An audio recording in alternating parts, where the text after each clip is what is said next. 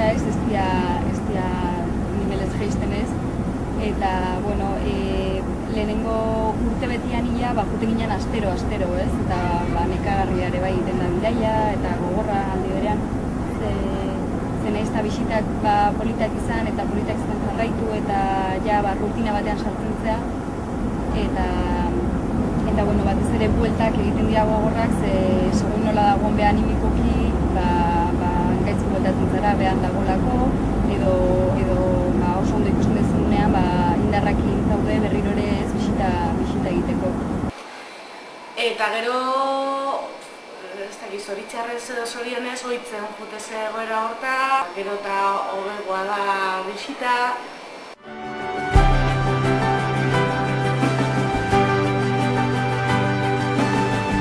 Kartzelatik aldaketa egiten duenean, galduta ibiltzen dire 15 egun, gurasoak eta ez abokature ez dakigun nun daude. Hasi ziren guri ikutzen eta nik izan nun ezetz. Reklamazioko horriak eskatu, salatu eta buelta eman, bisitari gabe. Pleno batean, ez azkenekoan baizik, ez duen dela, uste dute guen dela 4 urteen edo lako bat, beste pertsona tratatu ziguten terrorista ginela. Bai familia eta bai laguna. Orduan nik nahi dut esan gu ez garela terroristak. Eta ere ez barruan dauden gure semeak, alaba, naia, arrebak, guk ez gara terroristak.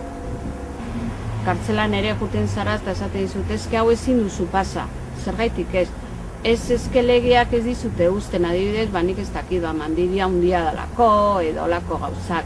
Alde batetikan, polizian itaunketa jasan behar izana edo kontrolatuta sentitzen zehala, eta gero beste aldetikan, kartzelek funtzionarioen tratu txar psikologikoa batez ere, adibidez, pertsona bat gaixo baldin badago eta jumer baldin badu bisitara eta ordezko bat juten baldin bada, horren beste kilometro egin ondoren, igual ezin du sartu, edo katxeoa, edo pitatzen baldin badizu markotik pasa ondoren, igual biluztu egin bertzara, ez gara sekula biluztu, baina zutela kendu behar duzu, edo ez tratu txar psikologiko hori.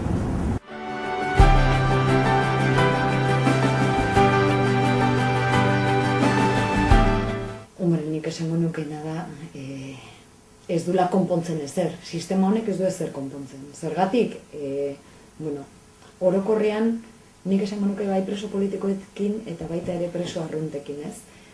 Preso arrunta batek bizi duen egoera, baldin bada paro egoera gogor bat, ez dauka dirurik ordaintzeko etxeko errenta, familia kristo miserian bizi baldin bat, ez baldin badauka jateko, pues atxilotu, kartzeleratu egiten dute, eta ateratzen danean egoera prekario berdinen aurkitzen baldin bada, arazo berdina dago. Beraz, ez dio ezertarako laguntzen espetxealdian egoteak, sistema aldatu behar dute, ez?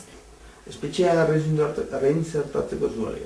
Espetxea balio preso batek berriro atatzen kalea gauzako beto egiteko. Banketxea lapurtu hau harrapatu behar dute, bat atzanean eman dio denbora asko sobetu egiteko gero.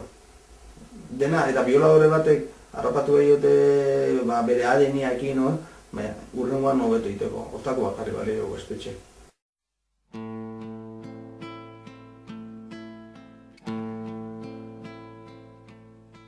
Nekez uzten du bere sorterria sustraiakan dituenak.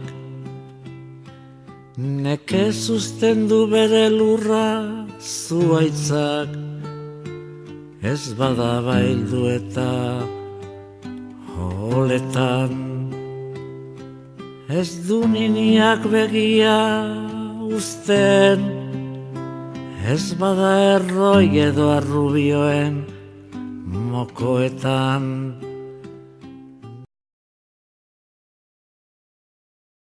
Joan zen atzetik zituelako eta etorri zidan etxera bere bila.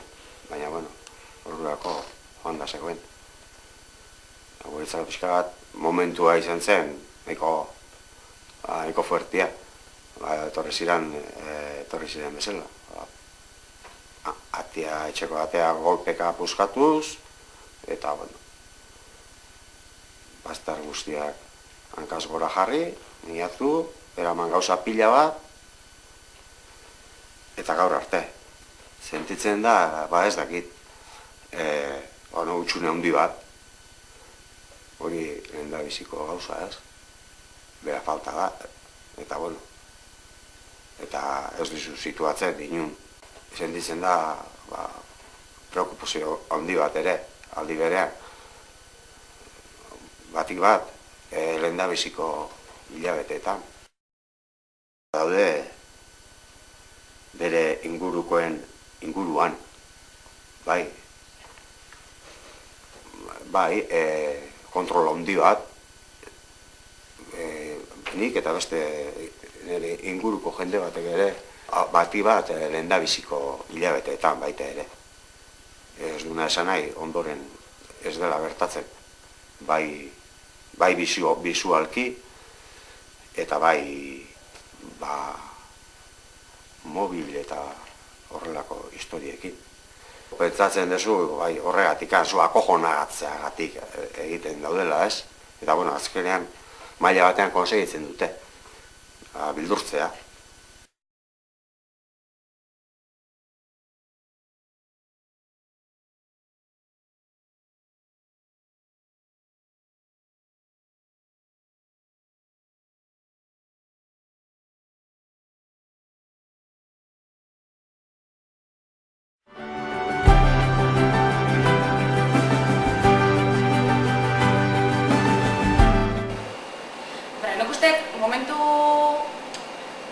Momentu ezberdin batean gaudela eta gauza positiboak emiratu behar diala. Eta bain, haibide ematen, esatu estamos dando pasos, no? Pauso batzuk egiala ematen espetxo politikak aldatzeko. Nik pauso horiek positiboak baloratzea ditut, baina eske berez diak behar erazken eskubideak, eta hortaz jabetu behar dugu. Hemen gure maila xumeetik antzaten, gure ardurak eta hemen xumiak dira, baina gukarri ikusten dugu garai berri batzutan bageala eta egoera aldaketa bat eskatzen dela herri hontatikan, ez?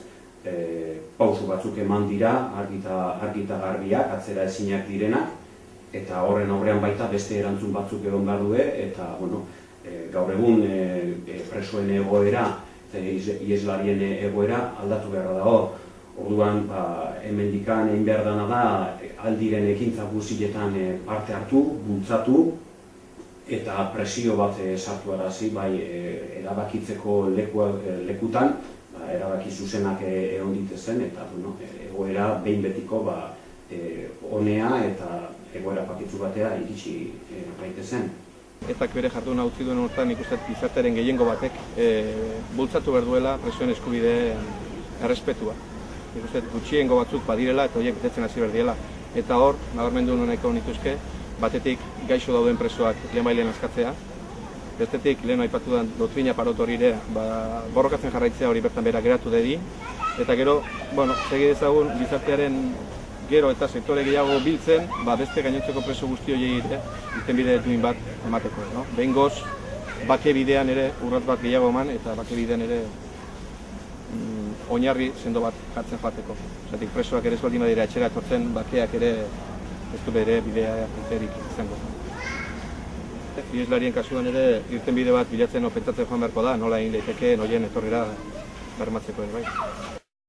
Nik uste dut ireki zaigun egoera, ireki dugun egoera politiko hau, honek bultzatu behar gaituela gu guztiak kalean egotera eta uholde bat sortzera hurrengo pausoa, eta hori aterazan konferentzian da, edozein nazioarteko prozesutan horrelako historia bat eta pauso bat ematen duenean erakunde armatu batek eta hainbat alderdi politiko hartzen dutenean horrelako erabakitasun bat estatuek erantzun egiten dute eta erantzuna izaten da edo erantzun beharko lukete presoak kalean jarriz, lehenengo hurbilduz eta inmediatamente kalean jarriz. Hori da hurrengo pausoa izan beharko litzatekena, beste hainbat pauso desberdinekin, desmilitarizazioa, eta bitartian egon beharko liratezke preso gaixoen inguruan, neurri excepzionalak dituztenak, preso gaixoak, doktrina, irulaurdenak, daudenak horiek kaleratu egin beharko liratezke.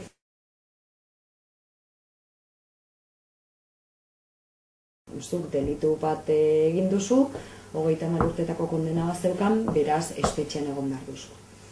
Baina nik horri beste bueltatzeko emango nizkioke, eta da, pertsona horrek segurazki ez du aztertu nolatan pertsona bat talde batetakoa izateagatik, zergatik jarri dioten adibidez kajero bat erretzeagatik, hilketa baten kondena bat.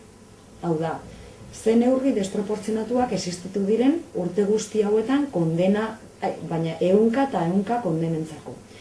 Nola da posible 15 edo 20 urtetan presoak lehenengo eta bigarren graduan egotea eta ez 3. graduan ez dianean santzionatuak izan. Nolatan ez dizkieten eman permisorik urte guzti hauetan.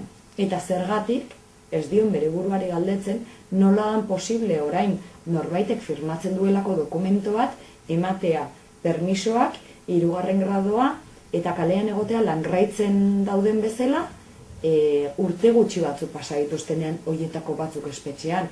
Horrek ez ote dio atentzio deitzen historia guzti honetan zerbait faiatzen duela. Zergatik preso orokorrean behiratzen baldin badira beste preso dagoen poblazioaren urteak zenbat urte pasatzen dituzten, diferentzia handiarekin naiz eta 30 urtetako kondenak eduki, bortxatzaileak eta bar, horiek erdia baino gutxiagorekin atera egiten dira kalera. Zergatik besteak ez.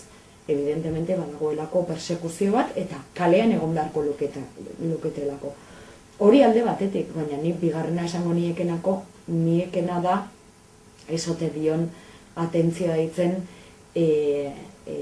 edo ezote duen onartzen horrelako historia batetan alderdi desberdinak daudela eta egoera desberdinak daudela, eta guri ez digu gutako inorri edo segurazki berari ere etzion atentzioa dituko nola da posible Israelen preso bat aldatu dutela 1000 presorengatik. Eta hori estatu guztietan existitzen dela, Irlandan preso politiko guztiak atera zirela kalera, eta hori estatu guztietan existitzen den gauza bat dela konflikto politiko baten ondorioak direnean.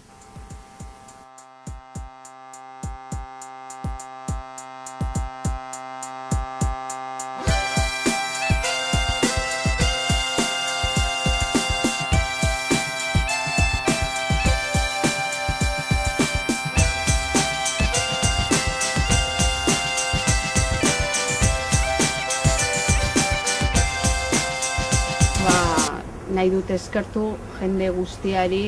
Orokorrean, jendien erreakzio izan da oso baikorra, jaso dugu kriston berotasuna eta kriston elkartasuna.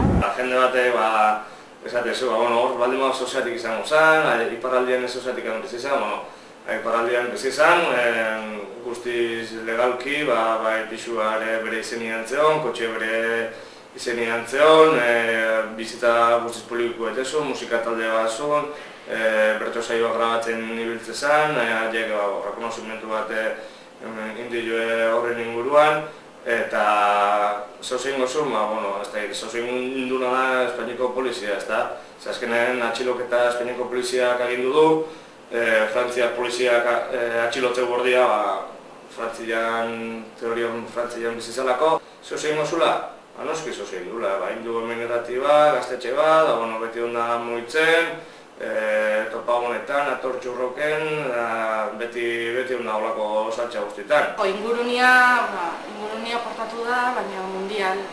Baina ez atxiloketan bakarrikan gaur arte, eta denbora guztian gainean, nola gauden, nola ez, eta hori eskertzeko da izugarri. Bere borroka ez da izan atzerrik. Bere borroka jarraituko du.